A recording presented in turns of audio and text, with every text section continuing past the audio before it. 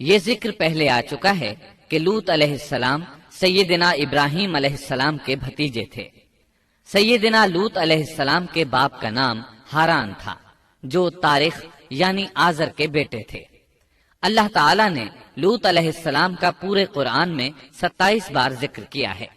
یہ ذکر 14 سورتوں میں متفرق مقام پر آیا ہے۔ آپ کا والد آپ کے بچپن ہی میں فوت ہو گیا تھا، اس لیے آپ نے اپنے دادا آزر کے گھر اپنے چچا ابراہیم علیہ السلام کے ہاں پرورش پائی۔ یہی وجہ ہے کہ ابراہیم علیہ السلام کو ان سے بے حد محبت تھی۔ جس وقت پوری قوم سیدنا ابراہیم علیہ السلام کے خلاف اٹھ کھڑی ہوئی اور انہیں آگ میں ڈالا گیا، اس کٹھن وقت میں صرف لوط علیہ السلام ہی وہ شخصیت تھے جو آپ پر ایمان لا چکے تھے، جیسا کہ اللہ تعالیٰ نے فرمایا، ان پر لوط ایمان لے آئے۔ پھر جب ابراہیم علیہ السلام نے ہجرت کی تو لوط علیہ السلام نے بھی ان کے ساتھ ہجرت کی۔ اللہ تعالیٰ فرماتے ہیں، اور کہنے لگے کہ میں اپنے رب کی طرف ہجرت کرنے والا ہوں، وہ بڑا ہی غالب اور حکیم ہے۔ اس سے پہلے ہم ذکر کر آئے ہیں کہ جب ابراہیم علیہ السلام مصر سے فلسطین واپس چلے گئے تو آپ نے اپنے بھتیجے لوط کو سدوم بستی کی طرف بھیج دیا۔ یہ بحر مردار کے پاس ایک بستی تھی، تجارتی مرکز اور مسافروں کے لیے آرام کی جگہ تھی۔ یہ کافر قوم تھی، ان میں ایک بھی مومن نہیں تھا۔ اللہ تعالیٰ فرماتے ہیں، پس جتنے ایماندار وہاں تھے ہم نے انہیں نکال لیا، اور ہم نے وہاں مسلمانوں کا صرف ایک ہی گھر پایا۔ یہ سب لوگ کافر تھے، لوگوں میں سب سے زیادہ فاسق اور فاجر تھے۔ ان لوگوں نے ایسی برائیاں ایجاد کی کہ ان سے پہلے کائنات میں کسی نے نہ کی تھیں۔ چنانچہ اللہ فرماتے ہیں، جب لوط نے اپنی قوم سے کہا تم ایسی فحاشی اور بے حیائی کا ارتکاب کرتے ہو جو جہانوں میں تم سے پہلے کسی شخص نے نہیں کی۔ پھر اللہ فرماتے ہیں، کیا تم عورتوں کو چھوڑ کر مردوں سے حاجت پوری کرتے ہو؟ بلکہ تم حد سے بڑھنے والی قوم ہو۔ اس کام یعنی اغلام بازی اور جنسی بے راہ روی کو قوم لوط نے شروع کیا، لیکن بعض کہتے ہیں یہ تو فطری چیز ہے اور بعض کہتے ہیں یہ جنات سے شروع ہوئی۔ بہرحال یہ فسق و فجور اور گھناؤنا جرم اسی قوم سے شروع ہوا۔ فرشتوں کی زبانی اللہ تعالیٰ نے فرمایا، فرشتوں نے کہا کہ ہم گناہگار قوم کی طرف بھیجے گئے ہیں۔ پھر کہنے لگے، مگر خاندان لوط کہ ہم ان سب کو تو ضرور بچا لیں گے، سوائے اس کی بیوی کے کہ ہم نے اسے رکنے اور باقی رہ جانے والوں میں مقرر کر دیا ہے۔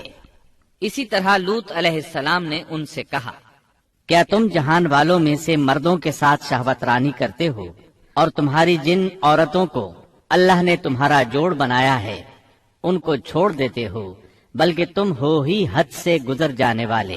اللہ تعالیٰ نے قرآن میں کتنے ہی مقامات پر اس گناہ کی برائی اور قباحت بیان فرمائی ہے، اس لیے کہ یہ نہایت سنگین اور گھناؤنا جرم ہے۔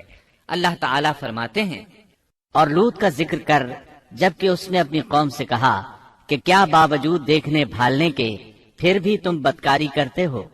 یہ کیا بات ہے کہ تم عورتوں کو چھوڑ کر مردوں کے پاس شہوت سے آتے ہو؟ حق یہ ہے کہ تم بڑی ہی نادانی کر رہے ہو۔ اللہ تعالیٰ نے اس قوم کی قبیح خصلتوں کا جتنا ذکر کیا ہے کسی اور قوم کا نہیں کیا۔ انہیں کافر، مجرم، جاہل اور حد سے بڑھنے والا کہا گیا، کہیں فضول خرچی کرنے والے اور فاسق کہا گیا۔ یہ تمام برائیاں ان میں موجود تھیں۔ اللہ تعالیٰ فرماتے ہیں، اور لوط کو یاد کرو جب انہوں نے اپنی قوم سے کہا تم ایسی فحاشی کرتے ہو کہ تم سے پہلے کسی جہاں والے نے نہیں کی۔ کیا تم مردوں کے پاس بدفعلی کے لیے آتے ہو اور راستوں میں ڈاکے ڈالتے ہو اور مجالس میں نہایت برے کام کرتے ہو؟ یہ لوگ اس قدر خبیث تھے کہ بھری مجلس میں برے برے کام کرتے تھے۔ مثلا سب کی موجودگی میں زوردار آواز کے ساتھ ہوا خارج کرتے، پھر اپنی اس حرکت پر ہنستے۔ غرض یہ کہ برائی کی تمام تر صفات ان میں موجود تھیں۔ لوط علیہ السلام پھر بھی انہیں سمجھاتے رہے، لیکن وہ جھٹلاتے ہی رہے۔ اللہ تعالیٰ فرماتے ہیں، قوم لوط نے پیغمبروں کو جھٹلایا جبکہ ان کے بھائی لوط نے ان سے کہا کہ تم اللہ کا خوف نہیں رکھتے۔ میں بلا شبہ تمہاری طرف امانت والا پیغمبر ہوں، البتہ اللہ سے ڈرو اور میری اطاعت کرو، اور اس کام پر میں تم سے کوئی اجرت اور مزدوری نہیں چاہتا۔ میرا اجر تو صرف اور صرف جہانوں کو پالنے والے کے ذمے ہے۔ انبیاء کا مشن ہی یہ ہوتا ہے کہ تبلیغ کرتے رہیں، لہٰذا لوط علیہ السلام دعوت دیتے رہے، لیکن دعوت کے نتیجے میں قوم کا رد عمل کیا تھا، اللہ نے اس کا بھی ذکر کیا ہے۔ فرمایا، پس اس کی قوم کا جواب یہی ہوتا کہ اللہ کا عذاب لے آ اگر تو سچا ہے۔ اسلام دشمن اور کافر قوموں کا جواب یہی ہوتا ہے۔ قوم عاد اور قوم سمود نے بھی یہی جواب دیا تھا۔ دوسری آیت میں ہے، لوط نے انہیں ہماری پکڑ سے ڈرایا، یعنی انہوں نے کہا، اے قوم، اللہ کی پکڑ سے اور عذاب سے بچ جاؤ، محتاط ہو جاؤ۔ اس کی لاٹھی بے آواز ہے، لیکن وہ ڈرانے والوں سے بھی جھگڑتے ہی رہے۔ ایک اور آیت میں اللہ فرماتے ہیں، اور ان کی قوم سے کوئی جواب نہ بن پڑا بجز اس کے کہ آپس میں کہنے لگے کہ ان لوگوں کو اپنی بستی سے نکال دو، یہ پاک باز بننے کی کوشش کرتے ہیں۔ چونکہ یہ سب کے سب لوگ فحاشی، عریانی، بے حیائی، بے غیرتی، فسق و فجور اور بدکاری میں مصروف تھے، ان کے نزدیک پاکیزگی اختیار کرنا بے معنی کام بن چکا تھا۔ لوط علیہ السلام اور ان کی بیٹیوں کے علاوہ کوئی شخص پاک نہ تھا، سب کے سب غلاظت میں ڈوبے ہوئے تھے۔ چنانچہ انہوں نے لوط علیہ السلام کو اپنی بستی سے نکال باہر کرنے کا فیصلہ کیا۔ کہنے لگے، اے لوط، اگر تو اپنے اس واعظ و نصیحت سے باز نہ آیا تو ضرور تجھے نکال دیا جائے گا۔ اس پر لوط نے فرمایا، میں بھی تمہارے اس گھناونے عمل سے بیزار ہو چکا ہوں۔ چنانچہ لوط علیہ السلام اس موقع پر وہاں سے نکل آئے اور اپنے رب سے یوں دعا گو ہوئے، اے میرے پروردگار، مجھے اور میرے اہل کو ان کے عمل سے بچا لے اور نجات عطا فرما۔ کتنی ہی آیات میں ہے کہ ان لوگوں نے لوط علیہ السلام کو بستی سے نکالنے کا عزم کر رکھا تھا، اور لوط علیہ السلام اس پوری بستی میں بے یار و مددگار تھے۔ وہاں ان کا کوئی خاندان تو تھا نہیں، لہٰذا گھر میں ہی بیٹھے رہے، دعا کرتے رہے، اے پروردگار، اس فسادی قوم کے خلاف میری مدد فرما۔ اس دعا سے اس قوم کی ایک اور خصلت معلوم ہوئی، اور وہ یہ کہ وہ فسادی بھی تھے۔ سو اللہ نے دعا قبول فرمائی، فرشتے بھیجے، جبرائیل، میکائیل اور ملک الموت، اور بعض روایات کے مطابق اسرافیل کو بھی ان کے ساتھ بھیجا گیا۔ وہ سب سے پہلے ابراہیم علیہ السلام کے پاس آئے تاکہ انہیں اسحاق علیہ السلام کی بشارت دیں۔ آخر کار یہاں سے فرشتوں نے سدوم کا رخ کیا۔ یہ فرشتے وہاں نوجوان لڑکوں کی صورت میں پہنچے، ان کی ٹولیوں کے پاس سے گزرے تاکہ انہیں آزما لیا جائے، ان پر حجت قائم ہو جائے۔ مطلب یہ کہ اللہ تعالیٰ نے فرشتوں سے کہا تھا کہ ان لوگوں کو اس وقت تک ہلاک نہ کرنا جب تک کہ ان کے نبی کو ان پر الزام لگاتے نہ دیکھ لو۔ چنانچہ یہ فرشتے نوجوان اور خوبرو لڑکوں کی صورت میں بستی کے کنارے پہنچ گئے۔ لوط علیہ السلام کی ایک بیٹی بستی سے باہر کنارے پر رہتی تھی۔ جب اس نے انہیں دیکھا تو ڈر گئی۔ اس نے سوچا، ہماری قوم کے لوگوں نے اگر انہیں دیکھ لیا تو ضرور ان سے برائی کر کے رہیں گے، اس لیے وہ اپنے والد لوط علیہ السلام کی طرف دوڑی، ان کے پاس پہنچ کر کہنے لگی، میں نے چند نوجوان لڑکوں کو دیکھا ہے اور میں ان کے بارے میں خوفزدہ ہوں۔ لوط علیہ السلام جلدی سے ان کی طرف آئے، ان سے پوچھا، آپ کیسے آئے ہیں؟ انہوں نے بتایا، ہم آپ کے مہمان ہیں۔ لوط علیہ السلام چاہتے تھے انہیں باہر ہی سے دوسری طرف روانہ کر دیں، لیکن جب انہوں نے کہا کہ ہم مہمان ہیں تو وہ انہیں جانے کے لیے نہ کہہ سکے، چنانچہ ان سے بولے، اللہ کی قسم، زمین کی پشت پر اس سے خبیث اور گندی قوم ہم نے نہیں دیکھی، اور نہ ہی کسی کے بارے میں ایسا معلوم ہوا۔ آپ نے 2 بار، 3 بار اور پھر 4تھی بار بھی ان سے یہی بات کہی تاکہ ان نوجوانوں کو حالات کا علم ہو جائے، وہ بھانپ لیں، لیکن وہ تو فرشتے تھے اور لوط علیہ السلام کی قوم کے خلاف گواہی تلاش کر رہے تھے۔ آخر لوط علیہ السلام انہیں اپنے گھر لے آئے، انہیں بٹھایا۔ لوط علیہ السلام کی بیوی کافر تھی اور قوم کے ساتھ تھی۔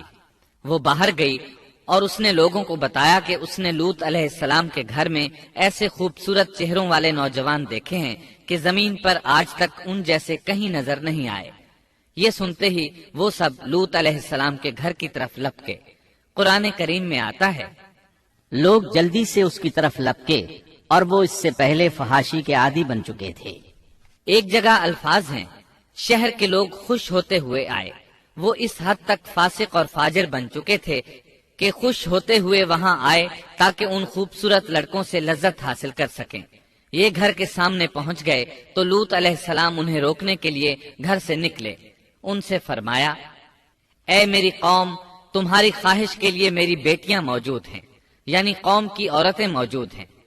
نبی قوم کا باپ ہوتا ہے، اس کی بیویاں قوم کی مائیں اور قوم کی عورتیں اس کی بیٹیاں شمار ہوتی ہیں، جیسا کہ سورہ ہود میں آتا ہے۔ کہنے لگے، اے میری قوم، میری یہ بیٹیاں تمہارے لیے پاکیزگی کا باعث ہیں، لہٰذا اللہ سے ڈرو اور مجھے میرے مہمانوں کے بارے میں رسوا نہ کرو۔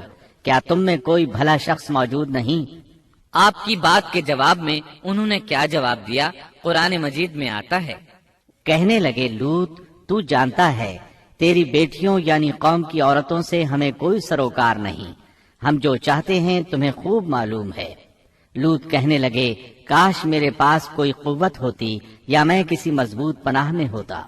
لوط علیہ السلام کے پاس کچھ بھی تو نہیں تھا، صرف ان کی اپنی بیٹیاں ان پر ایمان لائی تھیں، یہاں تک کہ ان کی بیوی بھی کافر تھی۔ بخاری اور مسلم کی روایت ہے، نبی کریم صلی اللہ علیہ وسلم نے فرمایا، اللہ تعالیٰ لوط پر رحمت فرمائے، وہ اللہ تعالیٰ کی طرف پناہ لیتے تھے۔ مفسرین کا کہنا ہے کہ لوط علیہ السلام کے بعد اللہ نے جو نبی بھیجا وہ کسی اونچے خاندان اور قبیلے کا چشم و چراغ ہوتا تھا جو اس کی حفاظت کرنے کے قابل ہوتا تھا۔ لوط علیہ السلام کے ساتھ کوئی مددگار نہیں تھا۔ ایک دوسرے مقام پر اللہ تعالیٰ فرماتے ہیں، اور شہر کے لوگ خوش ہوتے ہوئے آئے۔ لوط نے کہا، یہ میرے مہمان ہیں، مجھے رسوا نہ کرو، اللہ سے ڈرو اور مجھے ذلیل نہ کرو۔ انہوں نے کہا، کیا ہم نے تجھے جہان والوں کے بارے میں منع نہیں کیا؟ یعنی انہوں نے آپ کو تبلیغ وغیرہ سے بھی روک دیا تھا۔ لوط نے کہا، اگر خواہش پوری کرنا چاہتے ہو تو میری بیٹیاں یعنی قوم کی عورتیں موجود ہیں، ان سے کر لو۔ اے پیغمبر، تیری عمر کی قسم، وہ لوگ اپنی مدہوشی میں مست تھے۔ اللہ تعالیٰ نے کسی انسان کی عمر کی قسم نہیں کھائی سوائے نبی کریم صلی اللہ علیہ وسلم کے، اور یہ اعزاز آپ کے شرف، عزت اور تکریم پر دلیل ہے۔ اب ان لوگوں نے گھر میں داخل ہونے کی تیاری کر لی۔ ادھر لوط علیہ السلام نے اپنے تینوں مہمانوں کی طرف دیکھا۔ آپ ان کے لیے فکر مند تھے، لیکن وہ یہ دیکھ کر حیران ہوئے بغیر نہ رہے کہ وہ تینوں بالکل بے فکر بیٹھے تھے۔ اس وقت کی کیفیت اللہ تعالیٰ نے قرآن مجید میں یوں بیان فرمائی ہے، لوط کہنے لگے، تم لوگ تو کچھ انجان سے معلوم ہو رہے ہو۔ اس پر وہ کہنے لگے، ہم تو تیرے پاس وہ فیصلہ لائے ہیں جس میں اس قوم کو شک تھا، اور ہم تیرے پاس حق لے کر آ چکے ہیں، اور بے شک ہم سچے ہیں۔ سورۃ العنکبوت میں اللہ تعالیٰ فرماتے ہیں، فرشتوں نے کہا، اے لوط، نہ ڈر اور غم نہ کھا، یقیناً ہم تجھے اور تیرے اہل کو سوائے تیری بیوی کے نجات دیں گے، وہ پیچھے رہ جانے والوں میں سے ہوگی۔ ہم اس بستی والوں پر ان کے گناہوں کے سبب آسمان سے عذاب نازل کرنے والے ہیں۔ انہوں نے یہ بھی کہا، کہنے لگے، اے لوط، ہم اللہ کے بھیجے ہوئے فرشتے ہیں، یہ لوگ تجھ تک نہ پہنچ پائیں گے، یعنی تجھے تکلیف نہیں پہنچا سکیں گے۔ پھر ان میں سے ایک شخص نے اندر داخل ہونے کی کوشش کی۔ جبریل اٹھے، انہیں ایک ایسی ضرب لگائی کہ تمام کے تمام اوندھے ہو گئے۔ اس بارے میں اللہ کا فرمان ہے، انہوں نے لوط کو اس کے مہمانوں کے بارے میں پھسلانے کی کوشش کی تو ہم نے ان کی آنکھیں مٹا ڈالی۔ اللہ تعالیٰ سورۃ القمر میں فرماتے ہیں، فذوقوا عذابی ونذر، پس میرا عذاب اور ڈرانا چکھو۔ وہ دھمکیاں دینے لگے اور واپس جاتے ہوئے کہنے لگے، ہم تجھ سے کل نبٹ لیں گے۔ انہوں نے سزا محسوس بھی کر لی لیکن پھر بھی توبہ نہ کی۔ اس وقت فرشتوں نے کہا، یقیناً ان کے وعدے کا وقت صبح کا ہے، اور کیا صبح بالکل قریب نہیں؟ صبح تک انہیں مہلت مل گئی۔ فرشتوں نے کہا، اے لوط، اپنے اہل کو رات کے حصے میں لے کر نکل جا، اور ان کے پیچھے پیچھے تو چل، اور تم میں سے کوئی پیچھے مڑ کر نہ دیکھے، اور جہاں تمہیں حکم ہو چلے جاؤ۔ اور ہم نے اسے وہ فیصلہ سنا دیا کہ صبح ہوتے ہی اس قوم کی جڑ کاٹ دی جائے گی۔ اسی طرح اللہ تعالیٰ سورۃ الشعراء آیت 170 اور 171 میں فرماتے ہیں، ہم نے اسے اور اس کے تمام اہل کو نجات دی سوائے اس کی بیوی کے جو پیچھے رہنے والوں میں سے تھی۔ سورۃ القمر میں اللہ تعالیٰ فرماتے ہیں، تمام ہلاک ہو گئے سوائے لوط کی آل کے، انہیں ہم نے صبح سحری کے وقت یعنی رات کے آخری حصے میں نجات دی، یہ ہمارا احسان تھا اور اسی طرح ہم شکر گزاروں کو بدلہ دیتے ہیں۔ چنانچہ لوط علیہ السلام نکل کھڑے ہوئے، ان کے ساتھ ان کی صرف 2 بیٹیاں تھیں، وہ بستی سے نکل گئے۔ پھر صبح ہوئی، روشنی پھیلنے لگی تو عذاب آ گیا، اور صبح سویرے ہی انہیں ٹھہرنے والے عذاب نے آ لیا، پس تم میرے عذاب اور ڈرانے کا مزہ چکھو۔ یہ عذاب کیسا تھا؟ جبریل علیہ السلام آئے، اپنا پر زمین کے نیچے داخل کیا، اس مکمل بستی کو اکھیڑا اور آسمان کی طرف اٹھا کر لے گئے۔ کہا جاتا ہے کہ فرشتوں نے اس بستی کے مرغوں کی اذان اور کتوں کے بھونکنے کی آوازیں سنی اور لوگوں نے فرشتوں کی تسبیح سن لی۔ جبریل علیہ السلام نے ایک چیخ ماری، سب بجھی ہوئی آگ کی طرح ہو گئے، پھر مکمل بستی کو پکڑ کر الٹا دیا، ہر ایک کے لیے آسمان میں پتھر تیار تھا، بہرحال اس کو زمین پر دے مارا۔ اللہ تعالیٰ سورہ ہود میں فرماتے ہیں، پس جب ہمارا حکم آیا تو ہم نے اس کا اوپر والا حصہ نیچے کیا اور ان پر کنکریلے پتھر برسائے جو تہ بتہ تھے، تیرے رب کی طرف سے نشاندار تھے اور وہ ان ظالموں سے کچھ دور نہیں تھے۔ سورۃ الحجر میں اللہ فرماتے ہیں، روشنی ہوتے ہی انہیں بڑے زور کی چیخ نے پکڑ لیا، پھر ہم نے اس کا بلند حصہ نیچے کیا اور ان پر کنکر والے پتھر برسائے۔ سورۃ الشعراء میں اللہ فرماتے ہیں، اور ہم نے ان پر ایک خاص قسم کا می برسایا، پس بہت ہی برا می تھا جو ڈرائے گئے ہوئے لوگوں پر برسا۔ یہ ماجرا بھی سراسر عبرت ہے، ان میں سے بھی اکثر مسلمان نہ تھے۔ بے شک تیرا پروردگار وہی ہے غلبے والا، مہربانی والا۔ سورۃ النجم میں اللہ فرماتے ہیں، اور اس نے الٹائی ہوئی بستیاں گرا دی، پھر ان کو اس چیز سے ڈھانپا جس سے بھی ڈھانپا، مطلب یہ کہ ان پر پتھروں کی بارش برسائی۔ پس تم اپنے رب کی کون کون سی نعمتوں میں جھگڑو گے؟ یہ شخص بھی پہلے ڈرانے والوں کی طرح ایک ڈرانے والا ہے۔ اس طرح یہ بستی سدوم بحر مردار کے علاقے میں تہس نہس ہو گئی اور اس کے آثار و نشانات قیامت تک کے لیے چھوڑ دیے گئے ہیں۔ ان نشانات کو اسی لیے باقی چھوڑا گیا ہے کہ سارا جہان ان کو دیکھ کر عبرت پکڑے، فحاشیوں سے باز آ جائے، خاص طور پر سب سے بڑی فحاشی جو قوم لوط کا عمل تھا اس سے باز آ جائیں۔ سیدنا لوط علیہ السلام کے اس قصے میں قرآن حکیم اور احادیث نبوی سے یہ بات ثابت ہوتی ہے کہ سیدنا لوط علیہ السلام جس قوم کی طرف مبعوث کیے گئے تھے وہ قوم اخلاق کے اعتبار سے بالکل ختم ہو چکی تھی اور اب اس کی اصلاح ناممکن ہو چکی تھی۔ اس قوم نے اپنے جرم کو جرم بھی نہیں سمجھا تھا، عام مقامات پر اعلانیہ بے حیائی کرنا ان کا مشغلہ تھا۔ یہ ایسا عمل تھا جس کی ماضی میں کوئی نظیر نہیں ملتی۔ مردوں کا مردوں سے اختلاط اور عورتوں کا عورتوں سے، یہ ایسا فعل تھا جو جنگل کے وحشی جانور بھی نہیں کرتے۔ یہی وجہ تھی کہ یہ قوم اپنے میں سے کچھ نیک لوگوں کو بھی برداشت نہیں کرتی تھی، وہ انہیں نیکی اور شرافت کی دعوت دیتے تھے، اسی لیے وہ ان کے سخت مخالف ہو گئے تھے۔ قرآن کریم نے اس قوم کے 3 بڑے جرائم کا ذکر کیا ہے، یہ کہ تم مردوں سے بدفعلی کرتے ہو، مسافروں کو لوٹ لیتے ہو، عام مجلسوں میں اعلانیہ فحاشی کرتے ہو۔ ان 3 گناہوں میں سے سب سے پہلا گناہ بدترین گناہ تھا۔ یہ گناہ اس قوم سے پہلے کسی نے نہیں کیا تھا، گویا وہ اس گناہ کو ایجاد کرنے والے تھے، اور یہ گناہ زنا سے بھی زیادہ شدید ہے۔ قرآن کریم اور احادیث کی روح سے اغلام بازی ایک بدترین گناہ ہے۔ احادیث میں اس گناہ کی مختلف سزائیں آئی ہیں۔ ایک روایت میں ہے کہ فاعل اور مفعول دونوں کو قتل کر دو۔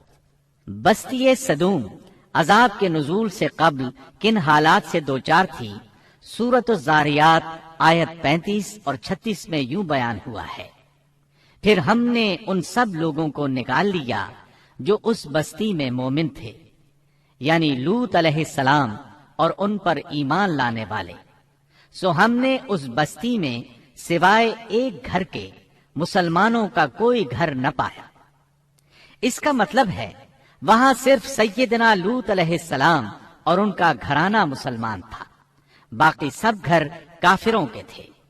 اللہ تعالیٰ کسی قوم کی مکمل تباہی کا فیصلہ اس وقت تک نہیں کرتے جب تک کہ اس قوم میں کچھ قابل لحاظ بھلائی موجود ہو، مگر جب قوم کا حال یہ ہو جائے کہ اس میں بھلائی آٹے میں نمک کے برابر بھی باقی نہ رہے، تو ایسی صورت میں اللہ کا قانون یہ ہے کہ نبی اور اس پر ایمان لانے والوں کو اپنی قدرت خاص سے کسی نہ کسی طرح بچا لیا جاتا ہے، اور باقی لوگوں کے ساتھ وہی معاملہ کیا جاتا ہے جو ہوش مند تاجر اپنے ٹوکرے کے گلے سڑے پھلوں کے ساتھ کرتا ہے۔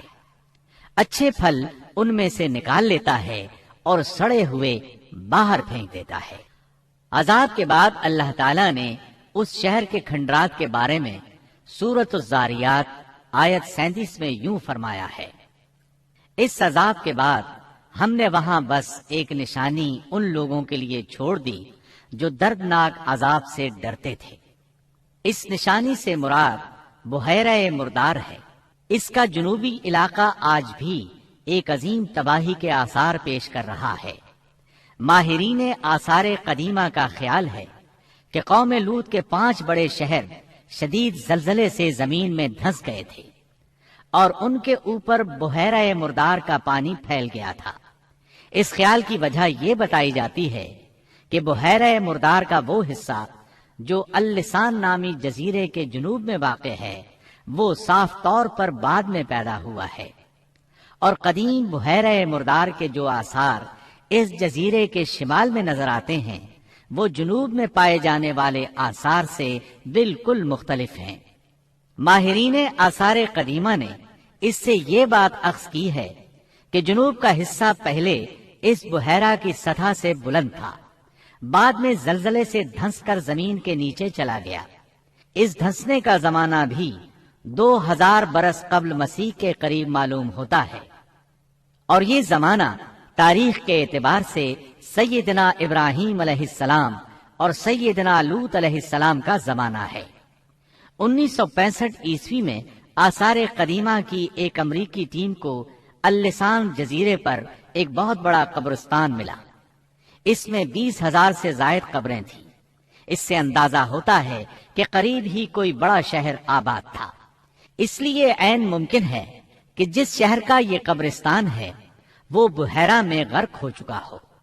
بحیرہ کے جنوب میں جو علاقہ ہے اس میں اب بھی ہر طرف تباہی کے آثار موجود ہیں، اور زمین میں گندھک، رال، کول تار اور قدرتی گیس کے اتنے بڑے ذخائر پائے گئے ہیں کہ ان کو دیکھ کر یقین ہو جاتا ہے کہ کسی وقت بجلیوں کے گرنے سے یا آتش فشاں کا لاوا نکلنے سے یہاں آگ پھٹ پڑی تھی۔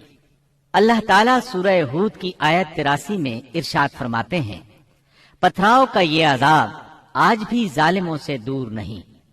مطلب یہ کہ جو قوم اس قوم کی طرح ظلم اور بے حیائی پر جم جائے وہ اپنے آپ کو اس جیسے عذاب سے دور نہ خیال کرے۔